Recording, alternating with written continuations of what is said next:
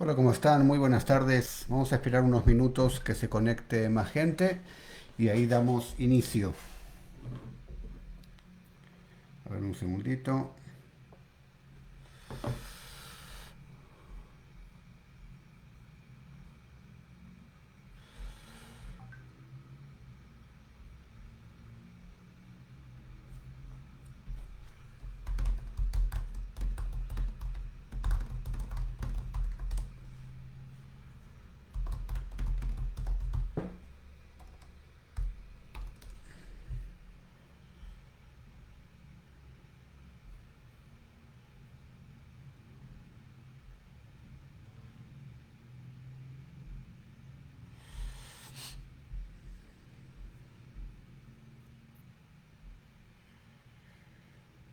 Hola, John. Buenas tardes. ¿Cómo estás? Estoy acá resolviendo algunos temitas técnicos y ya vamos a dar inicio a este live. Entramos un poco más tarde, 7 y 7, así que lo continuamos un poquito más adelante también. Hola, Camillero Táctico, ¿cómo estás? De León, Gerardo, ¿cómo estás? Muy buenas tardes, muy buenas noches. Esperamos un par de minutos nada más porque tuve unos problemas técnicos acá con el live, entonces para que entre un poquito más de gente y de una vez vamos a hablar de protección ejecutiva o protección de funcionarios, un poquito de mi experiencia en esa industria y algunas estrategias, tácticas de trabajo y por supuesto y lo más importante de todo, a responder a las preguntas de ustedes o cualquier tema que quieran conversar sobre este aspecto de protección ejecutiva de funcionarios, me lo escriben acá por favor.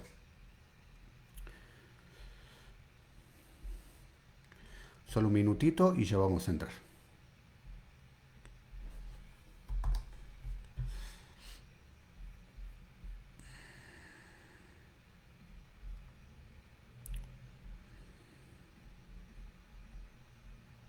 Ok, vamos a dar inicio entonces a este live. Les comento un poquito en relación a protección ejecutiva, mi experiencia que tuve en Israel, al fin y al cabo el conocimiento que tengo de protección de funcionarios y además ejecutiva luego, es de Israel. Hola Joel, ¿cómo estás? Muy buenas noches. Desde Mérida, Yucatán, buenísimo. Muy lindo por ahí y mucho calor también, por supuesto. Gracias por estar acá. Ya hace varios años, tenía yo unos 24 aproximadamente, 23, 24 años, que ingreso a la unidad 730. La unidad 730 en Israel es una unidad del servicio secreto, pero no nos confundamos, no es el Mossad. Cuando digo servicio secreto es como la Secret Service de Estados Unidos, o sea, es la unidad de protección de dignatarios del gobierno que en Estados Unidos protegen, por ejemplo, al presidente. En Israel protegen al primer ministro porque tiene una base de gobierno o modelo de gobierno más británico en Israel que americano. Hola BPIO, yo lo llamo así como está escrito en su perfil. ¿Sí? Buenas noches, gracias por estar aquí. Entonces, para que ustedes también comparen de repente con las unidades de sus países, si es que conocen, y vean qué similitudes hay, qué diferencias hay con la unidad, por ejemplo, en Israel, y también de mi conocimiento les voy a comentar de protección ejecutiva en Latinoamérica, porque en Israel trabajé principalmente en protección de funcionarios y luego en Latinoamérica ejecutiva, trabajando como director de seguridad en esa área. Estuve en otras unidades en Israel, sí, pero ahora nos vamos a concentrar en la parte de la unidad 730. Entonces, ¿cuáles son los requisitos para entrar ahí? Primero, haber hecho el ejército en Israel. Haber estado en combate en Israel. Me refiero a unidades combativas con un nivel de por lo menos 0,8 de combate, porque en Israel hay diferentes niveles que va de 0,3, si no me equivoco, ya no sé cómo estará hoy en día, aparte pasaron muchos años, a 0,8 y de ahí más cuando hacen cursos oficiales comandantes. ¿Sí? Entonces, con un mínimo de nivel 0,8, no menos, ya puedes entrar a lo que es el Shin Bet. Bueno, puedes entrar, puedes ingresar a las pruebas filtro que tiene el Shin Bet. Hola Luis, ¿cómo estás? Muy buenas noches. Qué bueno que estás aquí. Son pruebas filtro que hace el Shin Bet a exmilitares israelíes, que es decir, que es un proceso muy largo para llegar a esa unidad. Vamos a iniciar con por lo menos 3 años de servicio obligatorio, aunque yo hice 2 por un tema de mi inmigración cuando llegué a Israel y por la edad que tenía, pero en general son 3 años de servicio obligatorio en Israel y luego el que quiere seguir en el Shin Bet hace las pruebas, tanto psicológicas, socioeconómicas, ¿no? Todo lo que es el filtro y también por supuesto poligrafía, ¿sí? De lo que es honestidad. Todo el filtro que hace el Shin Bet en Israel y luego el filtro físico, que serían todas las pruebas, tanto de correr como diferentes temas relacionados a la prueba física para ver si va a entrar a la unidad. Entonces, partimos de 3 años, luego haces las pruebas, si la pasas, entras al primer curso. El primer curso no es de protección de funcionarios, sino que es el curso de combate urbano, que es la base. Son 3 meses de curso donde estás viviendo directamente en la base, prácticamente de lunes a sábado, vamos a decir, y un día libre a la semana. Estos son 3 meses. Si estos 3 meses los pasaste, ya tienes el primer curso base, que es como un requisito, que se llama Kurs Ajit. El Kurs Ajit o curso único es el curso base y de ahí van saliendo a otras unidades. Entonces, luego de ese curso, si te aceptan en la unidad 730, que dijimos que es del Servicio Secreto de Protección del primer ministro de Israel y de otras banderas del gobierno, son otros 3 meses de curso. Entonces, en total, estamos hablando de medio año de curso, 6 días a la semana y duermes en ese sitio, ¿sí? Ya es medio año de curso completo para graduarte como escolta básico, para el gobierno de Israel en lo que es la unidad 730. Por lo menos era así en mi época, no sé hoy en día si habrá cambiado. Yo me imagino que no mucho. Ya me van cualquier cosa preguntando, comentando aquí en el live, ¿sí? Ok, entonces cuando se termina ya el curso, y si lo sumamos estamos hablando de 3 años y medio, ¿sí? Porque son 3 años de ejército, 6 meses del curso de preparación, ¿sí? 3 años y medio prácticamente para poder ingresar a esta unidad. Hola Darío, ¿cómo estás? Muy buenas noches desde Colombia, con mucho gusto. Entonces, ¿qué se aprende ahí? De base, por supuesto, tiro con arma corta, con arma larga, Krav Maga, defensa personal, estrategia, táctica, avanzadas, cómo caminar con el protegido, cómo se divide la seguridad entre las personas que evacúan o las personas que hacen una respuesta armada en diferentes situaciones. Las avanzadas, por supuesto, muy específicas, muy estructuradas. Cómo se camina con el principal, con una persona, con dos, con tres, con cuatro, con cinco, etcétera. Si imagínense que es el primer ministro, empezás aprendiendo cómo caminar como un solo escolta y de ahí es uno atrás, uno adelante y se va creciendo hasta estructuras, por ejemplo, como diamante y otras que son mucho más complejas. Hola Adolfo, ¿cómo estás? Saludos ahí a Panamá. Yo voy una vez al año aproximado, yo voy para Panamá. Entonces mi experiencia es mucho tiempo de preparación con base militar de por lo menos 3 años, más otros 6 meses de preparación dentro del gobierno para poder ingresar a esta unidad. Y no solamente es preparación estratégica y táctica en el terreno de muchos ejercicios, muchas prácticas, tiro y todo lo que te imagines, y también por supuesto en la parte de conducción, de caravanas, diferentes tipos de caravanas, etcétera, sino mucha teoría también en el aula, ¿no? Uno aprende mucho de seguridad física en relación a protección de funcionarios, también en el aula con diferentes temáticas. Equipos de avanzada, contingencia, tipos de estructura y demás, exacto.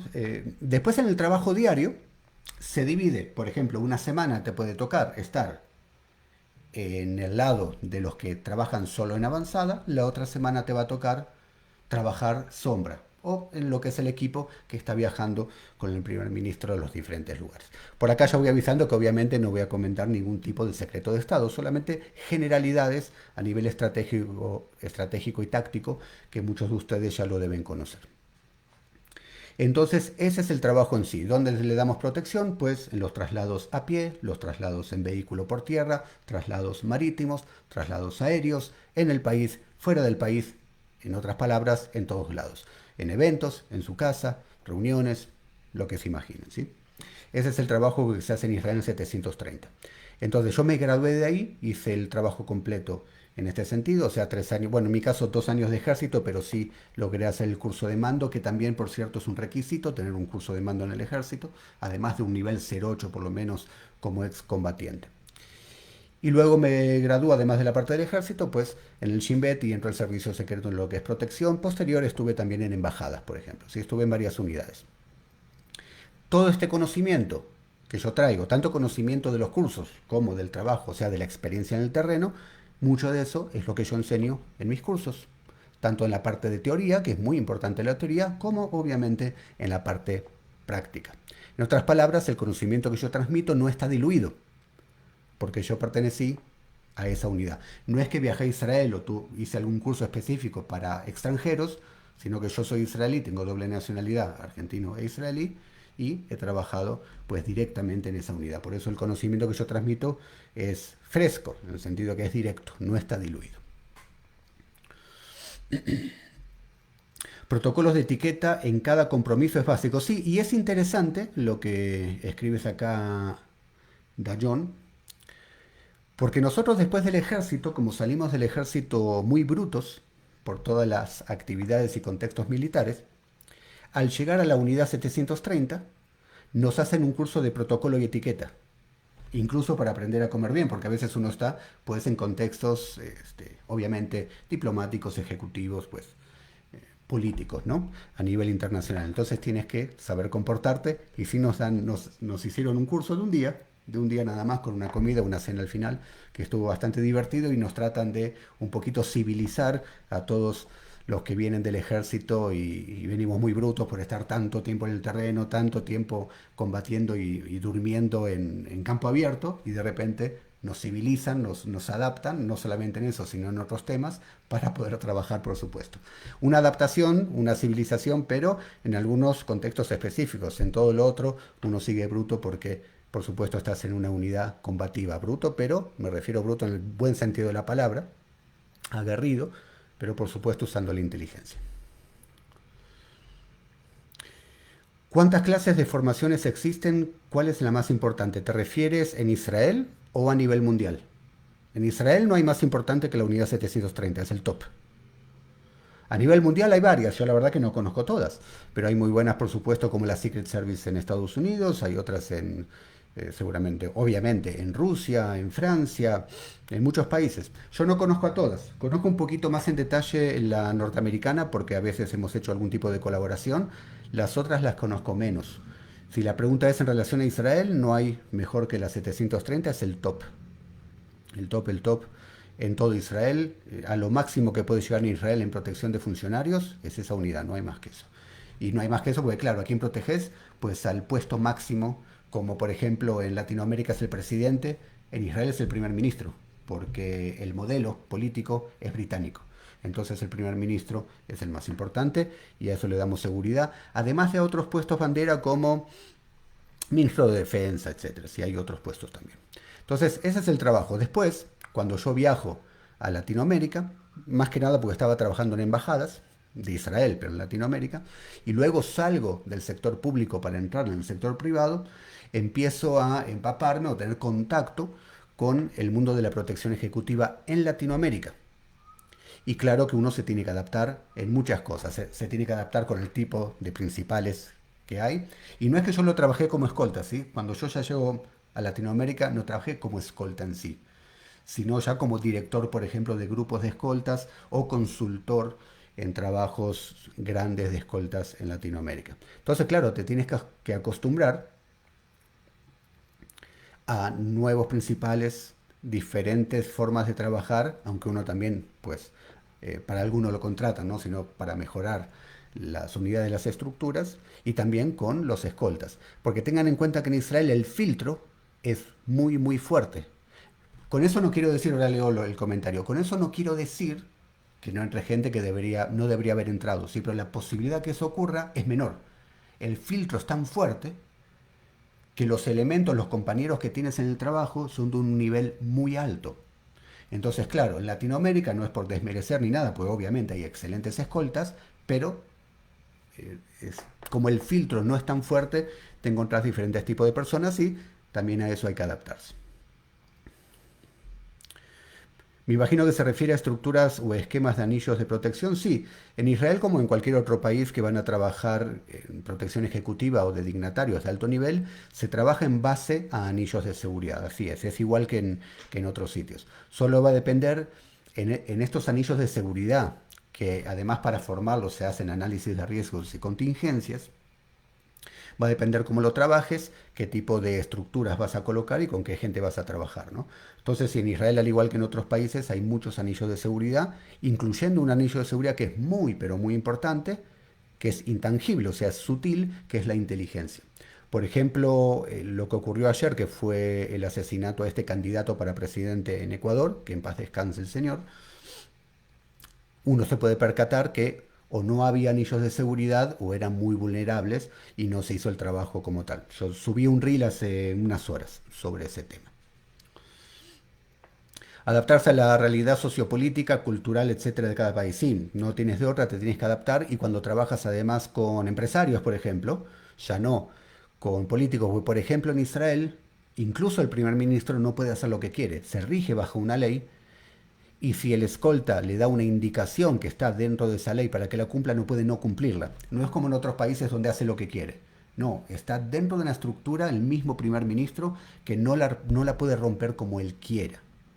Entonces, por eso también la seguridad, la protección de dignatarios en Israel es tan buena. Que antes no lo era tanto.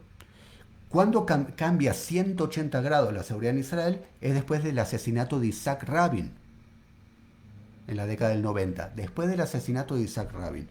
Ahí cambia la seguridad a 180 grados y se convierte en lo que es hoy en día, que es una de las mejores del mundo. No voy a decir que es la mejor del mundo porque sería equivocado de mi parte decir algo así, pero sí está considerada entre las mejores del mundo.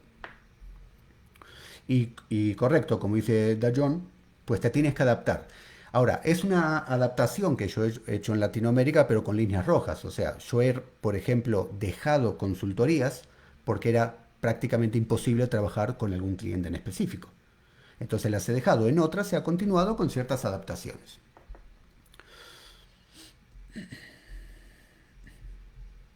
Un segundito. Ahí está, muy bien. A ver, se me mueve un poco acá la pantalla. Bien. Entonces, cuando nos referimos a protección ejecutiva, es un montón de puntos, porque a veces la gente piensa que el escolta, guardaespaldas, como lo quiera llamar, hace un curso simple, y a veces ocurre eso, no digo que no, y trabaja de eso porque no tiene nada mejor que hacer, no tiene un mejor trabajo, no ha encontrado un mejor trabajo. Y por eso trabaja de eso y es identificado como una persona de repente poco profesional. Sin embargo, el mundo de la protección ejecutiva o de funcionarios de alto nivel, pues es una profesión en todo su esplendor porque es una ciencia interdisciplinaria como la seguridad física como tal. Es más, la protección de dignatarios o protección ejecutiva está dentro o debajo del paraguas de la seguridad física.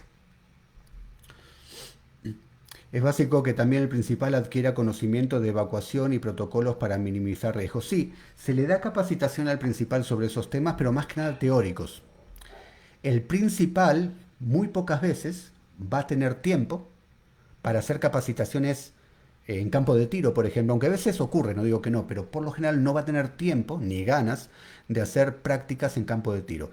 El principal lo que tiene que saber son algunos temas sí teóricos dentro de cómo es la estructura en teoría y lo que puede ocurrir en emergencia. Eso sí hay que hablar con él y reunirse con él y que le quede muy claro. Y que le tiene que quedar claro, por cierto, es que en emergencia quién es el jefe, ya no él, sino el escolta, ¿sí? El jefe de escoltas. O quien esté con él, quien lo esté evacuando. Eso es muy importante. Pero entrenamientos en campo de tiro físicos por lo general no va a ocurrir, es lo que uno quisiera, pero por lo general no va a ocurrir. Al fin y al cabo el principal confía en que si hay una emergencia, el equipo es lo suficientemente profesional para que lo saque vivo de esa emergencia y él va a hacer lo que le pidan. O sea, no tiene que estar tan entrenado en conjunto con el escolta, más que nada conocer a nivel teórico y dejarse llevar. O sea, el jefe en emergencia es el escolta, no es el principal. Incluso hablando de primeros ministros. Entonces, ¿qué se necesita o qué temas, puntos podemos hablar de protección ejecutiva? Podemos decir que, al igual que en otros aspectos de seguridad física, como seguridad patrimonial, prevención de pérdidas, seguridad corporativa, etcétera, se inicia haciendo un análisis de riesgo y contingencias completo para determinar el nivel de seguridad requerido por el principal, ya sea un funcionario, ya sea un ejecutivo. Cuando se determina el nivel de seguridad, cada nivel de seguridad corresponde a un paquete de seguridad, ¿sí? Que puede ser un chofer y una escolta y nada más, o un chofer y una escolta con un vehículo de seguimiento, o vamos avanzando con un vehículo punta, o más, o más, o más, ¿no? Va a depender qué, el puesto en donde se encuentra la persona, alguna amenaza concreta que tenga la persona o no, niveles socioeconómicos, lugar donde vive, contexto, país. Hay muchos parámetros que se analizan adicional a muchos otros temas en el análisis de riesgo para determinar el nivel de seguridad que requiere este o más principales, ¿sí? Porque puede ser toda la familia también. Comenta Darío, al capacitarme con ustedes, este certificado me es idóneo para elaborar en qué países. Gracias. Ok, justamente estamos trabajando y es ahora en tiempo real, estamos terminando estos temas. Va a haber una certificación que no es solo de protección ejecutiva de dignatarios, está incluida y va a ser completa el contenido a nivel teórico. Vamos a tener dos, a ver, para que se entienda. Uno que es teórico muy completo y no solamente de protección ejecutiva, va a haber seguridad, o sea, es para director de seguridad completo, con la certificación, no solo de Novel Discipline, sino también de otras empresas importantes o asociaciones muy, muy importantes, que por el momento no lo digo ahora mismo, pero entre hoy y mañana ya lo voy a lanzar para que el que me esté siguiendo lo sepa y dónde está el peso de esta certificación. Y después hay certificaciones que son presenciales, que también incluyen todas estas empresas y organizaciones que trabajan con Novel Discipline para darle respaldo, no solamente por mi empresa o mi persona, sino por otras personas importantes del sector en esta certificación, y es internacional. Por ejemplo, yo no saco en México un permiso, me refiero para que de la Secretaría de Trabajo, porque lo que yo vendo es internacional. Con este tema de la Secretaría de Trabajo para mí no es suficiente. Entonces, son otros niveles, a mi entender, que estamos manejando. Ahora, para elaborar en qué país, de acuerdo a... Yo diría que en cualquier país, porque justamente la certificación o el aval que voy a tener en esta certificación como tal, perdón la redundancia, es justamente para que sea internacional, que te sirva en cualquier país. Ahora, hay una parte teórica, pero después para cursos presenciales, que por supuesto no es menos importante que la teoría, eso ya va a depender. Para cursos presenciales específicos de protección de dignatarios o ejecutivo, yo lo doy para grupos más que nada. Para grupos. Actualmente, puede ser que a futuro lo tengamos para que vayan ingresando diferentes personas, ¿no? Como ya con fechas definidas. Actualmente solamente para grupos, ya que se cierra un contrato con alguna empresa, con un grupo como tal, en México o en otro país. En otras palabras, sí, es para cualquier país. Principalmente de Latinoamérica, que es donde yo lo vendo, porque en otros países, por ejemplo en Estados Unidos, lo cubre otra empresa que estamos aliados. Que el que quiera hacerlo en Estados Unidos también lo puede hacer y yo le paso el contacto. Entonces, ¿qué más? Dijimos análisis de riesgo muy, muy importante. Entre esto vas a incluir los datos de los principales, quiénes son, si hay una enfermedad específica, edad, sexo, etcétera. Personal de servicio en la casa, si es que tiene, hablando más que nada de tanto ejecutivo como protección de funcionarios, es lo mismo, qué tipo de personal de servicio tiene y si es necesario hacerle algún filtro de seguridad adicional. De igual manera, para colaboradores, escoltas, por supuesto que el equipo de escoltas tiene que estar filtrado de la manera más profunda, detallada y minuciosa posible. ¿Sí? Por supuesto, la gente que está trabajando con él en seguridad tiene que ser de total confianza y confidencialidad.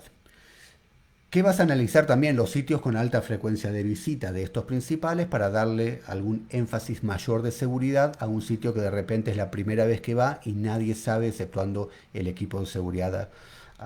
No digo, el jefe de seguridad lo va a saber antes en un análisis de agenda, el resto del equipo puede ser que lo sepa a último momento, va a depender del lugar donde vaya. Obviamente vas a trabajar con ruptura de rutina en lo que es tiempos, accesos, rutas. Y la rutina que no puedes cambiar, ojo aquí, es muy importante, la rutina que no puedes cambiar, la vas a asegurar. Por ejemplo, ahora leo aquí los comentarios. Por ejemplo, si hay un camino obligado, es decir, que no puedes romper la rutina en el camino, sí o sí tiene que pasar por ahí, la tienes que asegurar. ¿Cómo se asegura? Con barridos y a través de avanzadas, o sea, te tienen que confirmar de que ese lugar está bien para pasar, porque si no, ¿qué va a ocurrir ahí? Pues posiblemente una emboscada, ¿no? Porque es un lugar que no puedes romper la rutina. Lo mismo se hace con accesos y con otras circunstancias. Los cursos de inteligencia y contrainteligencia para equipos de protección se darán en lo que es dentro del contenido, las materias, los módulos de protección ejecutiva, seguridad física en general, director de seguridad, que es lo que yo voy a certificar en la parte en línea, director de seguridad física integral, o sea, incluye la parte de protección ejecutiva, están las materias de inteligencia un poco más superficial, porque inteligencia hay departamentos específicos que trabajan en inteligencia. O sea, la inteligencia con la seguridad física trabajan en sinergia, pero son dos áreas de seguridad diferentes. Y lo que es contrainteligencia menos, pero sí, si es que no quisiste decir esa palabra, contravigilancia, eso sí hacemos. Vigilancia y contravigilancia, eso sí se incluye en la certificación de manera bastante profunda, relacionado justamente con protección ejecutiva o con seguridad patrimonial eh, también. ¿Sí? Capacitar a Colombia no tenemos programado, pero cuando nosotros viajamos a otros países es porque nos contratan para dar un curso. Por ejemplo, si tú tienes un grupo de personas para ser capacitados en Colombia, pues con mucho gusto podemos viajar, pero claro, tiene que ser un grupo, no puede ser una persona. En Colombia he estado varias veces, más que nada cuando trabajaba en embajadas. Comenta Adolfo, el jefe de escoltas hace un estudio del perfil de cada unidad cada cierto tiempo. ¿A qué te refieres estudio de perfil de cada unidad? ¿Te refieres de cada elemento de seguridad, de cada escolta? Los escoltas, por ejemplo, pasan filtros de seguridad por lo menos cada 6 meses. O sea, pasaron el inicial, obviamente, para poder entrar. Y no es solamente el filtro de seguridad, de socioeconómico, psicológico y de honestidad o antidoping, etcétera, sino también a ver cuáles son sus niveles estratégicos y tácticos de comprensión y de tiro, por ejemplo, para ver si es una persona idónea para ese trabajo. Porque hay personas que son muy inteligentes y todo bien, pero cuando van a hacer alguna actividad de combate no tienen esa capacidad. Entonces también hay que evaluarlos en ese lado. Correcto, entonces, como pregunta Adolfo, sí, la prueba inicial, el filtro, y después cuando ya están trabajando en el servicio, aproximados cada 6 meses se hace una nueva prueba, una nueva batería, ¿no? De pruebas de, de confianza y psicológicas. Antidoping también le puedes hacer, ¿sí? Socioeconómicas también, las socioeconómicas son muy importantes. ¿Qué más? Lo dijimos, el aseguramiento de todo lo que no puede romper la rutina es esencial, ¿sí? Esencial. Gestión de la costura, eso se trabaja mucho, se entrena, se estudia, se entrena y se practica en rutina y emergencia. El trabajo de la costura, al fin y al cabo, ¿qué es la costura? Es el espacio entre dos lugares seguros. Por ejemplo, si el principal viene en un vehículo blindado y va a entrar a una oficina que también es segura, medianamente, bueno, digamos sí, segura, entonces, entre lo que estaciona, baja, camina y llega al otro sitio, ese espacio se le llama costura. En la costura, por supuesto, puede haber atentados exactamente como pasó justamente ayer con este candidato a la presidencia de Ecuador. O como pasó con Isaac Rabin, donde asesinaron a Isaac Rabin en su momento, en la costura, ¿no? Son momentos críticos donde tienes que aislar el sitio, además que la gente tiene que haber sido revisada, tuvo que haber avanzada, ni hablar que el vehículo debería haber estado blindado, o tener protección balística a diferentes niveles, con énfasis si hay inteligencia que te dice que puede haber un problema, o sea, una amenaza concreta, lo que ocurrió con este candidato, ¿sí? Hubo una amenaza concreta como si nada. Y ahí están las consecuencias, lamentablemente, que en paz descanse, por supuesto, el Señor. ¿Qué más? El trabajo de puestos fijos y puestos móviles dependiendo del trabajo, ¿sí? Porque el escolta no siempre está caminando con el principal, no siempre está viajando con el principal. Cuando el principal está en un sitio, por ejemplo en una oficina, se transforma la seguridad, ojo aquí, muy importante, se transforma la seguridad no solamente en protección ejecutiva, eso continúa obviamente, sino también en seguridad patrimonial, o sea, cómo tú cuidas los accesos, cómo conoces este inmueble para poder llegar a tu principal lo antes posible, evacuar o ponerlo en un cuarto seguro, ¿no? Entonces, Y no por nada los cursos en Israel son tan extensos, porque no solamente estudias o tienes que estudiar protección ejecutiva de dignatarios, también tienes que ser muy bueno en seguridad patrimonial, porque la naturaleza del trabajo te lleva a diferentes escenarios donde lo tienes que entender muy bien, o seguridad en eventos, etcétera, ¿sí? Es algo muy completo y por eso tarda mucho, y por eso en Israel son años de estudio, ¿sí? Incluyendo el ejército, como una base o lo que es temple, ¿no? Porque sería ideal, sería ideal que el escolta venga de experiencia ya de combate, o sea, que haya tenido una experiencia de estar bajo fuego. Sería ideal porque ya está templado. Cuando agarras una escolta que no viene del mundo militar, policial o de lo que es de seguridad, y hace un curso nada más de escolta, que de repente puede ser muy bueno, y entra a trabajar, le falta un pequeño detalle, que es un pequeño gran detalle. No sabes cómo va a reaccionar en un evento de emergencia extremo. Porque en los ejercicios tal vez demostró ser muy bueno, pero no sabes cómo va a reaccionar en un evento extremo. Por eso es ideal, no es que sea una garantía, ni que no vas a poder contratar a alguien que no tenga esa experiencia, pero como ideal, por lo menos los jefes de células o jefes de equipo tienen que ser gente ya con experiencia de haber estado en combate. Y por eso en Israel todos los que entran a estas unidades son exmilitares. No te agarran gente que no ha sido militar.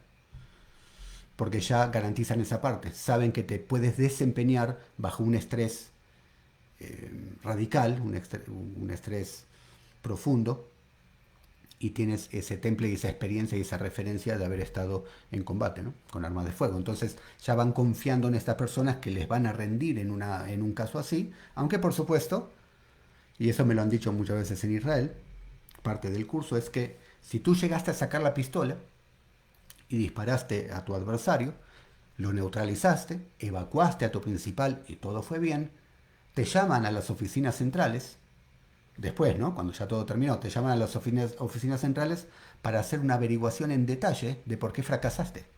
¿En qué sentido? ¿Quién me puede escribir acá? ¿Por qué fracasaste? O sea, te felicitan, mira, hiciste tu trabajo en reacción, disparaste, lo sacaste, te felicitamos. Ahora vamos a ver por qué fracasaste. ¿En qué? ¿Quién me puede comentar aquí? Porque justamente lo que pasó, por ejemplo, ayer con este candidato a la presidencia en Ecuador, no debería haber ocurrido si hubieran hecho el trabajo bien. Porque a veces uno se imagina al escolta como ese guerrero que siempre está reaccionando, sacando la pistola, evacuando. Si es necesario lo va a hacer, pero la idea es que no llegue a eso. Que sea tan bueno el trabajo de la unidad de protección de dignatarios ejecutiva junto con unidades de inteligencia, junto con el centro de mando que observa, por ejemplo, el movimiento de GPS, botones de pánico, etcétera, que sea tan bueno, como comenta justamente aquí Camillero Táctico, en prevenir. Si ya sacaste la pistola y disparaste, güey, te felicito. En algo nos equivocamos antes porque no deberíamos haber llegado a ese punto. Deberíamos haber prevenido con tácticas de engaño y salidas falsas, por ejemplo, ruptura de rutina, planeación estratégica, trabajo en conjunto con inteligencia para que eso no ocurra. Exactamente, la idea es prevenir antes de reaccionar. Yo, por ejemplo, estuve bajo fuego y estuve en combate en el ejército. En todos mis años de trabajo en protección de dignatarios en Israel y en otras unidades de seguridad dentro del Shin Bet, también de Israel, nunca tuve un evento armado. No es que nunca haya pasado eso, ha pasado eso también en Shin Bet, pero nunca tuve un evento armado porque nuestro trabajo era tan concentrado y tan estratégico en prevenir que eso ocurra, que no ha ocurrido por fortuna. Y digo por fortuna, a propósito, porque uno tiene que ser tan bueno en prevención, en todas las áreas de seguridad física y por supuesto también en protección ejecutiva, porque es el 90% de nuestros recursos. El otro 5% es reacción y el último 5% para englobar el 100, lamentablemente, es el factor suerte. No importa qué tan bueno seas reaccionando, puede ser Rambo si quieres. Aún así, el factor suerte está ahí jugando, está ahí orbitando en la reacción. Y como a nosotros nos gusta vencer, nos gusta triunfar, practicamos y entrenamos para la reacción, por supuesto, pero queremos ser excelentes, magníficos en la parte preventiva. Así es. ¿Qué otros puntos, por ejemplo, podemos hablar de protección ejecutiva? Nos quedan unos 20, una media hora, digamos. Análisis de rutas, por supuesto, todo lo que es análisis de ruta para tener variables en el cambio de ruta, en la ruptura de rutina, en saber dónde están los hospitales, la policía cercana, entender zonas rojas por dónde pasar y por dónde no, todo eso es importante, ¿sí? Análisis de la agenda del principal es esencial. En Latinoamérica, ahora leo el comentario ahí, Darío. En Latinoamérica, uno de los puntos que más me llamó la atención es que el principal duda, y lo puedo entender, en compartir la agenda con los principales, perdón, con su escolta o jefe de escolta, para que analicen su agenda. Lo puedo entender justamente porque el filtro de contratación de repente no es tan bueno y no confían del todo, ¿no? Pero es algo muy importante que el jefe de escolta, si es que está bien capacitado, porque también hay que capacitarse en analizar una agenda y poder identificar riesgos y amenazas en esta, para dar una respuesta en relación a esa agenda, en lo que son los niveles de seguridad, o recomendar directamente que no vaya, por ejemplo, a esa cita o a ese evento. Precisas analizar la agenda, si no, trabajas casi a ciegas, ¿no? Solamente tratando de adaptarte a las diferentes situaciones. Pudo haber complicidad, también nos confiamos demasiado. Sí, puede ser, Darío, que hubo complicidad. Yo la verdad que no conozco en detalle el caso ahí de Ecuador. Solamente vi el video y en base al video yo hice un reel. Solamente en base a los segundos que vi del video. Ahora, lo que hay detrás de complicidad o que haya escoltas que los hayan comprado, que hayan fugado información o lo que sea, desconozco. Es una posibilidad, pero volvemos antes. Justamente ahí están las grandes diferencias. Tú no puedes trabajar con un grupo de escoltas, de guardaespaldas, si no son 1000% de confianza y que hayan pasado todos los niveles de seguridad requeridos. ¿Qué otros puntos podemos hablar? Caminos obligados hablamos, ¿sí? La rutina que no se puede romper hay que asegurarla. Técnicas de engaño. Las técnicas de engaño son muy, muy importantes. Justamente en Latinoamérica no las usan tanto.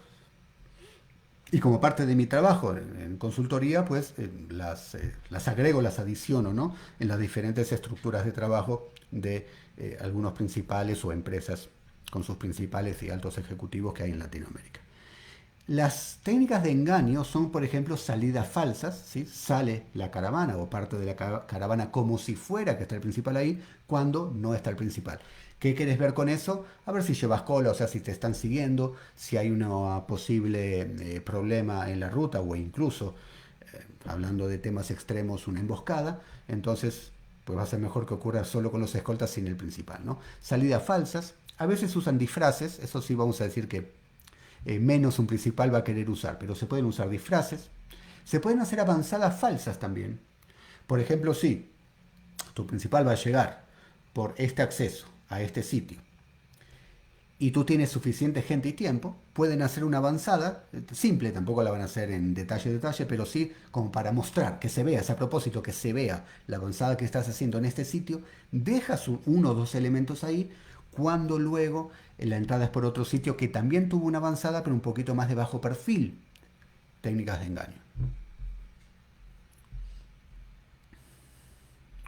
Usar siempre la avanzada, correcto. Y lo que dice Adolfo es cierto. En redes es como la Torah, me refiero que sí o sí, la avanzada es de las estrategias y tácticas de seguridad en protección ejecutiva de dignatarios más importante. Es de las más importantes. Siempre, siempre, siempre, siempre, siempre debería haber una avanzada. La única razón que no haya avanzada, y se puede entender entre comillas, no es un lugar con alta frecuencia de visita, es un lugar nuevo, nadie más lo sabe, o eso sería lo ideal, nadie más lo sabe, no hay seguimiento. También, por cierto, se puede usar el tema de satélites, se puede usar drones hoy en día para barrer zonas, y llega a un sitio que nunca estuvo y que nadie sabe. Entonces decís, bueno, no hay avanzada, porque una avanzada también de alguna manera quema el sitio, ¿no? De que por aquí alguien va a llegar. Entonces eso podría ser, pero por lo general tiene que haber avanzada. Porque la avanzada, que también se puede hacer de bajo perfil, sin llamar la atención y averiguar todos los puntos que tú necesitas en una avanzada, lo que le da al principal y a los escoltas que están con él es llegar con tranquilidad. O sea, siguen alertas, no te digo que no, pero llegas tranquilo, porque ¿quién te recibe ahí? Un compañero de trabajo, es un compañero de equipo, que por cierto, los que trabajan en avanzadas tienen que ser los mismos que trabajan de sombra. Los que trabajan de sombra también tienen que trabajar de avanzada, obviamente no el mismo día, ¿sí? Se tienen que ir cambiando día con día. Es muy importante para que dominen, manejen a la perfección ambas, ambas materias de protección ejecutiva. No es que solamente hay un grupo de avanzada y solo trabaja en avanzada.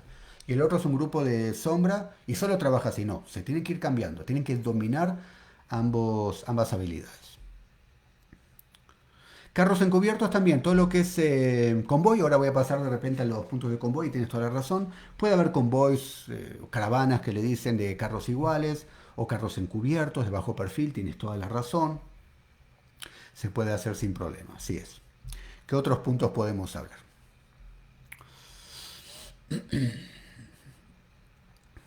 Tema de inteligencia ya se los comenté. El trabajo con el centro de mando también es muy importante, ¿sí? Y no es inteligencia. Ojo, el centro de mando puede recibir inteligencia, pero en sí el centro de mando lo que va a trabajar o dar respaldo es GPS, uso de drones si es necesario, comunicación en emergencia con autoridades, con respaldo, refuerzos, etc. El centro de mando, la información del centro de mando es muy importante. Todo esto, centro de mando, escoltas en avanzada, escoltas en movimiento, trabajo de inteligencia adicional, tiene que estar fusionado, ¿sí? Tiene que trabajar como una máquina bien aceitada. El personal rotativo, sí, rotativo entre las diferentes funciones. No que haya mucha rotación en el personal. Me refiero a gente que entra a la semana ya se está yendo fugando información, ¿no?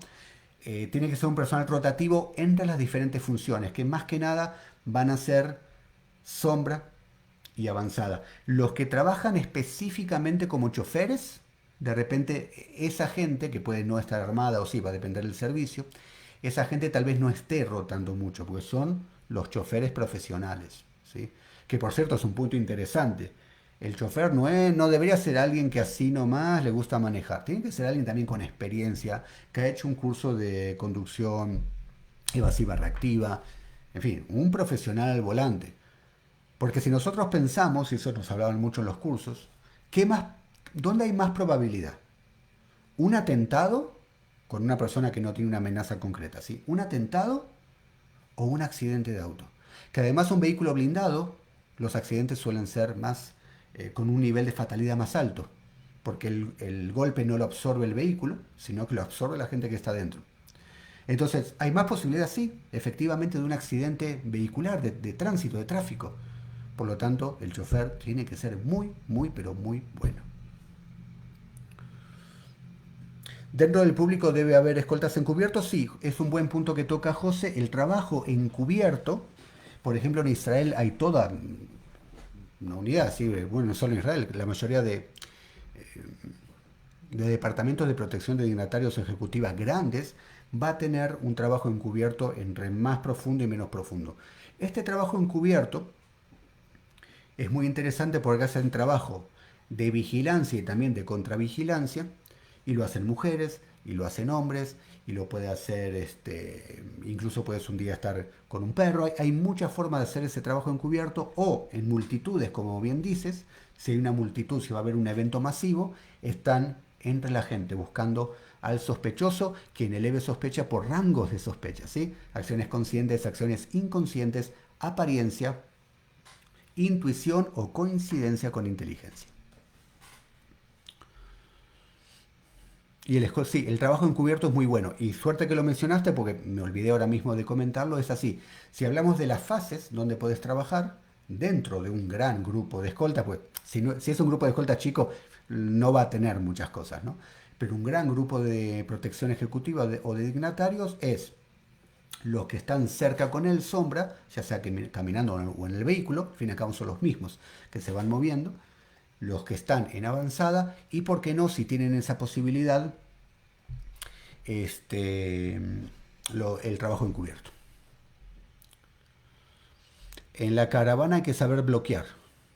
Sí, bloquear te refieres a vehículos que se pueden ir acercando sospechosos, es parte del trabajo táctico, en este caso no estratégico, sino táctico en el terreno, de cómo vas bloqueando. Ahora, va a depender en qué país estás, en qué circunstancia y contexto, si quieres bloquear o no. Por ejemplo, si estás en una caravana de bajo perfil, tú no bloqueas vehículos, exceptuando que se haya una amenaza inminente. Ahí sí, y además entras en combate. Pero si no es amenaza inminente y la caravana es de bajo perfil, disfrazada, digamos, no bloqueas vehículos cuando van a pasar, pues si no, te quemas, ¿no? Obviamente. Sí, ahí se ve la experiencia de los conductores, cómo bloquean, cómo giran las esquinas, cómo van cambiando de carriles, cómo avisan al vehículo, por ejemplo, el chofer del principal, que no va a girar de una vez si es que no le bloqueó antes el vehículo de seguimiento. O sea, pone la guiñada, cuando el de atrás ve la guiñada, bloquea y recién el vehículo con el principal va a entrar. No lo va a hacer antes. Ahí te das cuenta justamente como comenta Adolfo, experiencia y profesional del chofer. Si el chofer lo único que hace es moverse por donde quiere y el pobre vehículo escolta tiene que estar siguiéndolo como puede, muy mal trabajo. Tiene que estar orgánico, coordinado. Me quiero mover para aquí, pongo la señal. Me abren, entro. Quiero salir, pongo señal. Me abren, entro. ¿Sí? Hablando de rutina. Después en emergencia hay muchos temas más, por supuesto.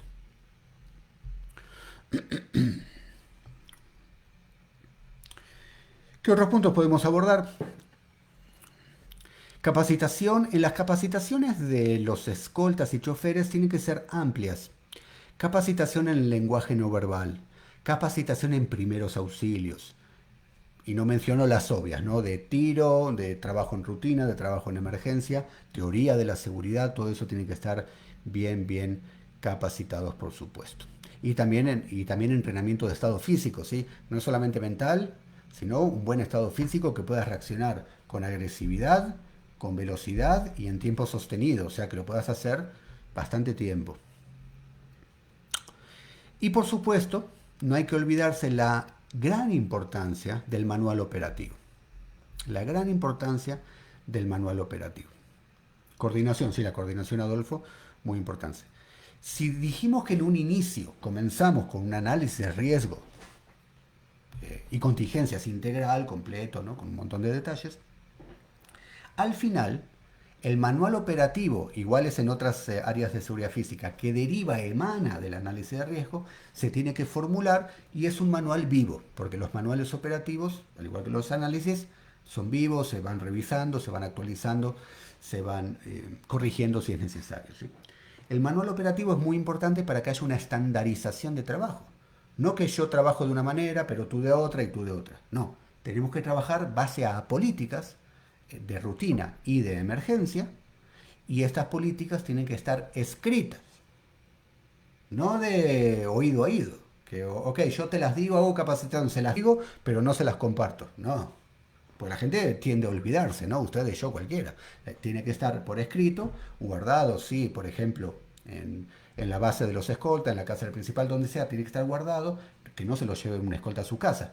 Pero cada vez que un escolta lo necesita consultar o estudiar o se va a dar capacitaciones, es en base al manual operativo. Y se hacen evaluaciones, además del entendimiento del manual, ¿no? De las materias. ¿Qué otros temas podemos conversar? Tecnología. La tecnología en protección ejecutiva o de dignatarios es de suma importancia, en especial en la actualidad. Antes era menos. Hoy en día, si no tienes GPS con botón de pánico, si no usas drones, si no tienes un centro de mando con apoyo, si no tienes, por ejemplo, jammers para bloquear señales cuando pasas por ciertos sitios, etcétera, entonces estás no actualizado, que el grupo delictivos de repente en sí estén más actualizados que tú, entonces no nos podemos quedar atrás. ¿Qué equipo debe llevar un blindado en caso de quedar cerrado bajo ataque, si hay heridos? Ok, es una muy buena pregunta. ¿Qué equipo debe llevar un blindado? Va a depender qué blindado. Estamos hablando de un blindado donde está el principal, me imagino, ¿sí? Porque puede haber otros blindados también. ¿Dónde está el principal? ¿Qué debería tener? Como básico, ¿sí? Como básico. Primero, nivel de blindaje. Nivel de blindaje para un principal con cierto riesgo, ya sea un político, ya sea un ejecutivo con cierto riesgo, iríamos a un nivel 4 para arriba. Un nivel 5 ideal, ya nivel 7 va a ser difícil que un ejecutivo lo tenga, más que nada para gobierno, no un nivel 7. Yo diría que con un nivel 4 a 5 va a estar bastante bien, porque de 4 en adelante te va a detener arma larga, o sea, un calibre, por ejemplo, de 5.56 como una M4 o 7.62 como una Kalashnikov, debería poder detenerlo. ¿Qué más debería tener? Sí, primeros auxilios, por supuesto, muy importante que dentro de los primeros auxilios tácticos que tenga este vehículo, además que si el grupo es grande, buen punto acá, me olvidé de mencionar, si el grupo es grande debería integrar un paramédico, que puede ser también un escolta, sí, pero un paramédico tiene que estar en el grupo si es que tienes esa posibilidad de volumen, ¿no? De personal. Entonces, sí, radio, por supuesto, comunicador con una pequeña radio base que te escuchen bien en toda la caravana y también cuando te estás aproximando por lo menos a 10 minutos de tiempo distancia del destino y tienes gente de avanzada que te escuchen, ¿no? Y no necesariamente tengas que usar el celular todo el tiempo. Primeros auxilios. Puede ser que ahí dentro del vehículo tengas armas largas que cuando bajes no necesariamente las vas a llevar contigo. Va a depender la ley del país y en qué puesto te encuentres, a quién estás cuidando, ¿sí? Si en el país donde estás no te permiten bajar con armas largas, y es entendible, ¿no? Pues de repente te ven en la calle así, por lo menos en los vehículos deberías tener armas largas ahí, ¿sí? Como mínimo una, por ejemplo, R15 o una M4 calibre 5.56, que es así como sería. Puede tener una mini UCI, una... hay muchas. Si hay heridos, correcto, sí. ¿Qué más podrías tener un vehículo? Por supuesto, si hablamos de blindaje, ese blindaje tiene que ir también hacia las llantas, ¿sí? Tener un run flat, o sea, que si ponchas o te dispararon a la llanta todavía puede seguir, ¿sí? El blindaje tiene que ser completo, todos los lados, arriba y abajo, incluyendo las llantas.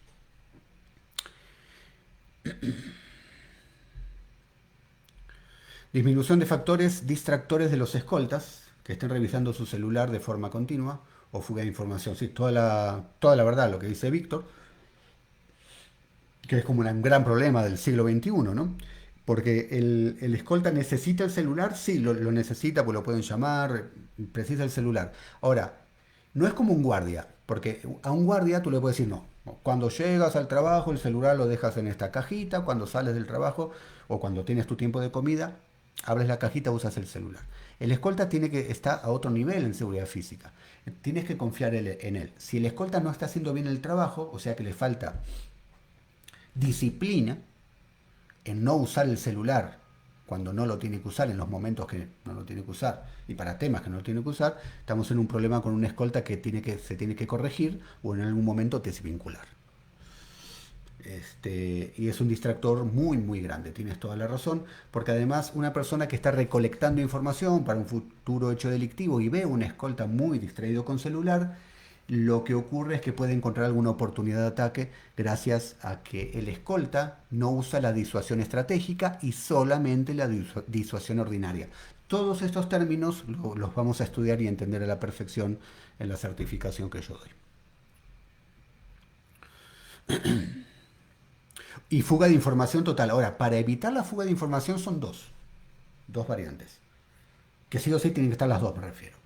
Una es el filtro de contratación, no contrates a gente que después te esté divulgando información. Y dos, capacitación, ¿sí? Porque hay gente que fuga información no adrede, sino por falta de conciencia. En la ayudantía de la CEMAR eran mecánicos, choferes, guardaespaldas.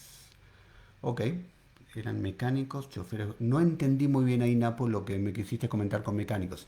Ahora, que haya equipos de mecánicos, sí, pero el mecánico no es. Máximo que sea una escolta que tenga conocimiento de mecánica. Bueno, genial, ¿no?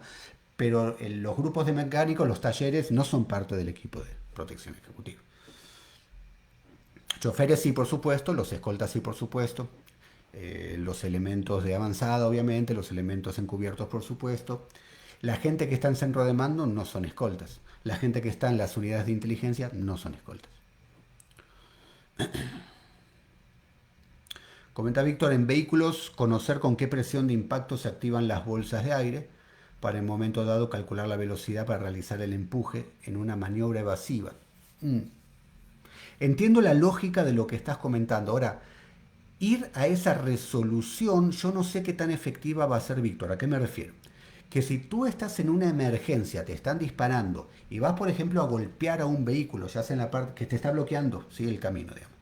Y no te está bloqueando arriba, bueno, te está bloqueando el camino y lo puedes apartar, golpeando ya sea en cualquiera de los dos extremos. Lo vas a golpear con la velocidad que necesites para mover el auto. No es que mientras te están disparando, Vas a decir, no, pero el ingeniero del vehículo nos dijo que a esta velocidad se va. En tal caso, solamente vas a tener activado la bolsa para el principal y de repente para los escoltas no. Va a depender de la situación.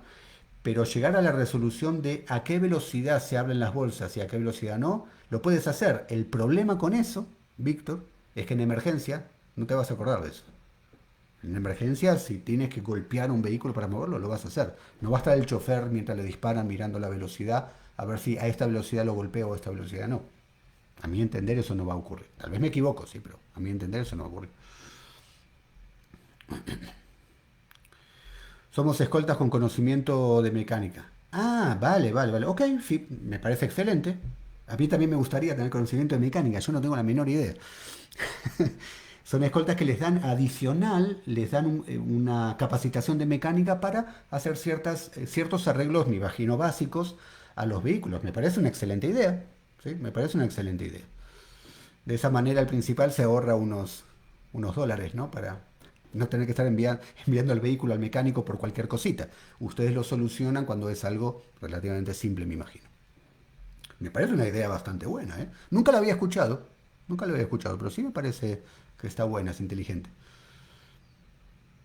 No ingenieros mecánicos especialistas, pero sí solventar un fallo mecánico de emergencia. Sí, excelente, me parece genial. Me parece la verdad que es genial. Mira, yo he estado como les comenté, en muchos servicios en Israel, he estado en servicios en Latinoamérica ya privados, y nunca, ni a mí, ni a los escoltas que yo he manejado, he estado con ellos, le han dado un curso de mecánica. Pero me parece muy buena idea, ¿eh? Me parece muy buena idea. Y también a nivel de seguridad me parece buena idea. ¿En qué sentido? Porque en rutina, no sé, el vehículo no enciende, están en la casa, bueno, lo puede arreglar, no es urgente. Pero imagínate, solamente tienes un vehículo, no hay otro que puedan entrar los demás e irte. Tienes un vehículo, ese vehículo se queda, estás en un lugar un poco rojo, me refiero a índices delictivos. Claro que si es blindado no vas a abrir la puerta, si ahí ya, aunque sepas de mecánica, no lo vas a arreglar. Pero de repente si hay otro vehículo atrás que se pueda bajar uno de los escoltas y con ese conocimiento arreglar el vehículo principal y que pueda continuar el viaje, mira, ya incluso el tema de mecánica te ayudó en algo de seguridad. Genial.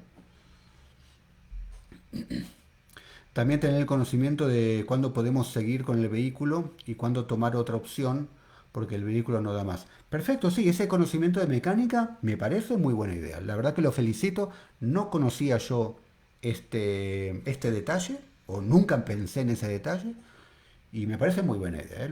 La verdad que sí. ¿Esto fue idea de ustedes o fue idea del principal para gastar menos dinero en el taller? Ahí me comentan. Ok, ¿qué otra cosita uno puede hablar, por ejemplo, de este...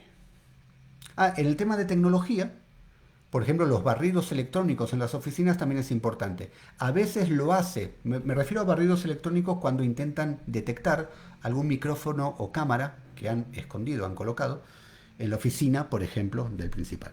Esto lo puede hacer un escolta que ha sido capacitado para esto y tiene esa tecnología, o se trabaja con otra unidad o con terceros que también lo hacen. Comunicación. La comunicación en la parte de ahora leo el comentario ahí. Comunicación en la parte de rutina, cómo usar el radio comunicador bien, emergencia, cómo usar el comunicador bien. Y acá abro un paréntesis que a veces es una de las cosas que cuando hago una consultoría lo identifico y lo corrijo. Muchas veces las unidades de protección ejecutiva usan claves en emergencia. Ahora les voy a decir por qué no estoy de acuerdo. Las claves son para rutina. En la rutina usa todas las claves que quieras. El tema que se ha demostrado en un número importante de eventos de emergencia, incluso con unidades expertas, que cuando quieren usar las claves en emergencia, por el estrés o me equivoco, por el estrés o no entiende bien o se equivocan. En la emergencia se dice lo que está ocurriendo.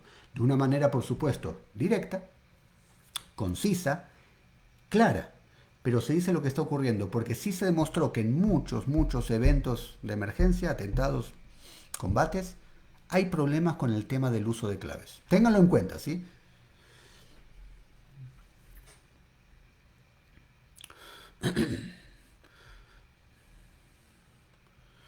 Dice Adolfo, yo soy técnico automotriz. Buenísimo. La verdad que es un conocimiento muy, muy útil, por supuesto que sí, muy útil. Yo, por ejemplo, también enseño supervivencia urbana, con un montón de temas de supervivencia urbana. Eh, y cuando hablan de comunidades de supervivientes, el mecánico es una persona muy, muy valorada en épocas de colapsos sociales, por ejemplo. Derrumbes. Derrumbes me refiero sociales. Esto te da un plus como conductor de un PMI. Sí, sí, perfecto, me parece, no hay ninguna crítica, me parece un plus, como bien dices, exacto, perfecto, así es, me parece muy buena idea. En emergencia las órdenes son claras y directas, exacto, de León. Ahora, para ti es claro, y así como lo escribes, coincidimos, pero te puedo garantizar, porque lo he visto en consultorías que he dado, decenas de servicios de protección ejecutiva, que los elementos usan claves también en emergencia. Y yo creo que eso se debe a veces a una falta de experiencia en combate. Mucha experiencia en la rutina y un poco de falta de experiencia en emergencias. Porque si no, no tendrían que estar usando claves. O por lo menos, de repente en emergencias se puede entender una o dos claves, no sé, como una clave de emergencias. Esta clave es emergencia. Pero después en la parte de la comunicación, de lo que está ocurriendo, de quiénes son los implicados, no se debería usar claves. Justamente para eso, y más hoy en día, hay radios comunicadores que están muy bien encriptados. Así es como comenta León, de acuerdo.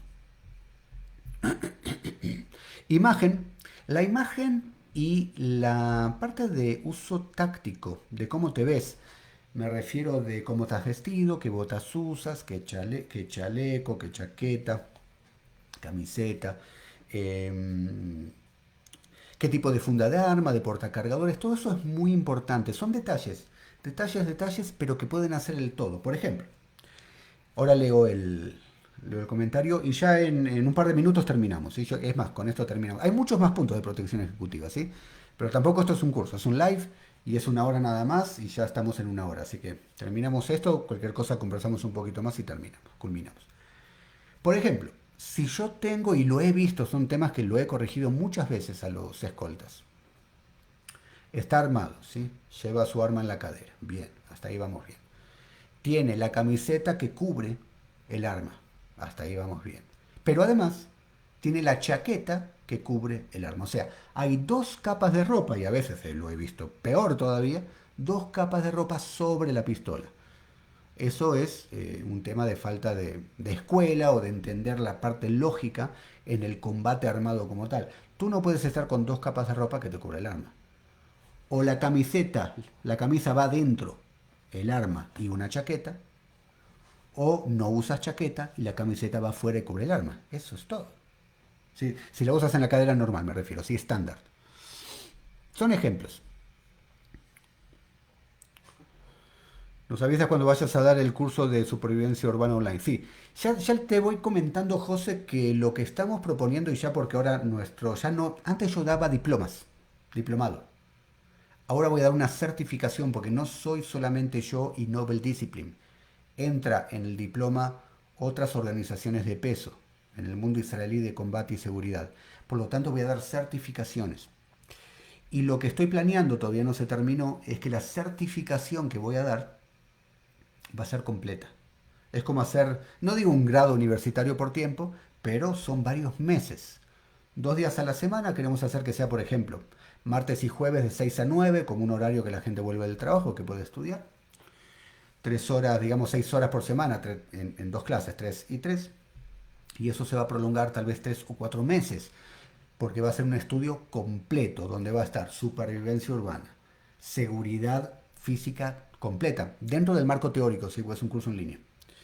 Seguridad física completa y el certificado te certifica como director de seguridad física como tal, que incluye protección ejecutiva, por supuesto. Eh, ¿Qué más? Fortaleza mental, temas psicológicos de fortaleza mental, liderazgo,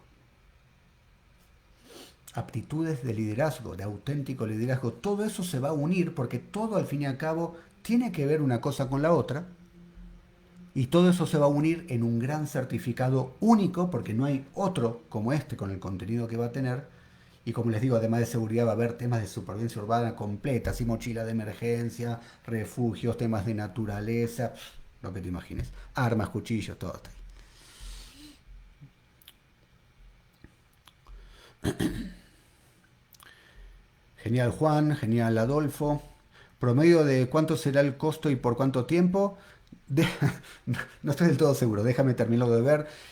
Va a ser un costo obviamente más alto de lo que estoy cobrando ahora por, por los diplomas que yo doy, pero como va a ser un certificado y yo también tengo que pagar a otras personas por el tema de las empresas que van a estar dentro de la certificación, entonces el costo va a ser más alto. Aún así, va a ser un costo justo y fácil de pagar.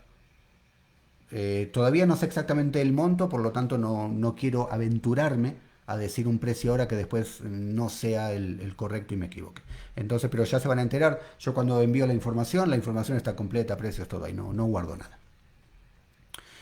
Eh, ¿Por cuánto tiempo? Todavía no estoy seguro, pero ya les voy diciendo que si tenemos en cuenta 2 clases a la semana, de 3 horas cada clase, se va a prolongar de 3 a 4 meses. 3 a 4 meses de certificación. O sea, esto no es un cursito, va a ser una certificación como director de seguridad física y mentor en supervivencia urbana y mentor en liderazgo y mentor en fortaleza mental. Va a ser algo muy completo y especial. Y por eso también va a tardar bastante, pero van a ver que si tenemos en cuenta el contenido y el tiempo, las horas lectivas, que eso ayuda a una buena certificación, comparado con lo que va a salir, van a ver que en realidad es barato. Todavía no les quiero decir el precio porque no estoy seguro, pero van a ver que caro en comparación con lo que van a obtener no va a ser. Ok, llegado hasta aquí ya estamos un poquito más de una hora. Muchas gracias por haber participado. En serio les agradezco de corazón porque la idea del live es que haya gente que pregunte, porque si no, hasta cortás el live y te vas porque estarías hablando contigo mismo, ¿no? Entonces muchas gracias por estar aquí, por confiar en la información que estoy transmitiendo, por compartirme conocimiento. Hoy aprendí cosas nuevas de ustedes y les agradezco mucho. Por ejemplo, el tema de la mecánica, de aprender mecánica, un chofer o incluso una escolta, me parece genial. Así que aprendí cosas nuevas de ustedes. Espero que también alguna cosita, aunque sea chiquita de mi lado. Y solamente es una pequeña fracción de lo que va a tener este gran certificado del sistema de la noble disciplina, entre ellos director de seguridad. Se puede ir pagando, abonando exactamente, va a tener esa opción, vas a poder pagar mes con mes, para que sea mucho más fácil. De todos modos vas a ver que no estamos hablando ni de $1000, no de miles de dólares ni tampoco de $1000, es menos de 1000, bastante menos de 1000, eso se los puedo garantizar. Entonces, se puede pagar mes con mes, sin problema, no hay inconveniente. Y también va a haber la posibilidad de que el que lo quiera pagar de una vez tenga un lindo porcentaje de descuento, el que quiera hacer una cancelación en una sola presentación y listo. El que no y prefiere pagarlo de a poquito, va a estar esa opción.